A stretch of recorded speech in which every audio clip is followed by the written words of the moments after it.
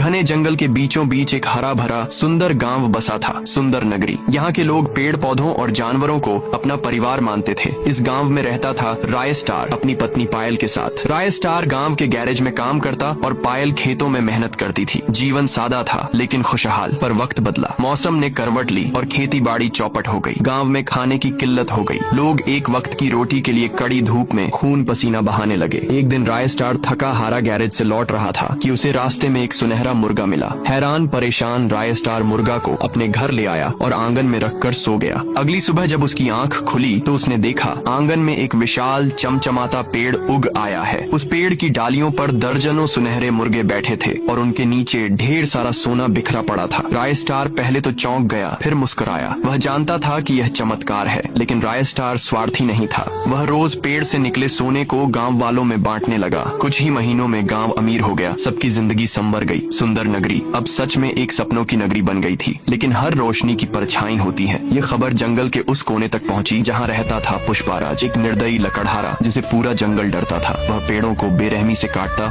और अपने स्वार्थ के लिए प्रकृति का खून बहाता। जब उसे सुनहरे मुर्गों की बात पता चली तो उसकी आंखों में लालच की आग भड़क उठी। उसने जंगल के पास एक ढाबा खोल लिया ताकि हर गतिविधि पर नजर रख सके। रातों रात सुनहरे मुर्गे गायब होने लगे। असल में पुष्पा उन्हें पकड़कर मार डालता और खा जाता था। कई महीने बीते, राय स्टार कुछ समझ नहीं पा रहा था। फिर एक दिन पुष्पाराज अपने गुंडों की फौज लेकर जंगल पर टूट पड़ा। उसने पायल की हत्या कर दी, कीमती लकड़ियां और मुर्गे लूट लिए और पूरे जंगल को उजाड़ दिया। राय स्टार जब लौटा तो वह मंजर देखकर उसका दिल टूट गया। सामने पड़ी पायल की लाश और उजड़ा हुआ जंगल उसकी आत्मा को चीर गया। लेकिन वह टूटा नहीं। उसने बदला लेने की कसम खाई। अगली सुबह राय स्टार ने जंगल से 2 विशाल खतरनाक डायनासोर बुलाकर पुष्पा के राज्य में भेज दिए। उन दोनों ने राज्य को तहस नहस कर दिया। पुष्पाराज फिर एक रात जंगल में आया राय स्टार को खत्म करने। वह बोला, आज तुझे भी पायल की तरह गंदी मौत दूंगा। तभी तेज बिजली कड़की और दोनों के बीच एक भयंकर युद्ध छिड़ गया। आखिरकार राय स्टार ने पुष्पाराज को जमीन पर पटक दिया। वह मर चुका था। सुबह की पहली किरण के साथ जंगल में फिर हरियाली लौटने लगी। सुनहरे मुर्गे फिर पेड़ पर लौट आए। राय स्टार अब जंगल का राजा बन चुका था, एक ऐसा राजा जो अपने लोगों की रक्षा करना जानता था।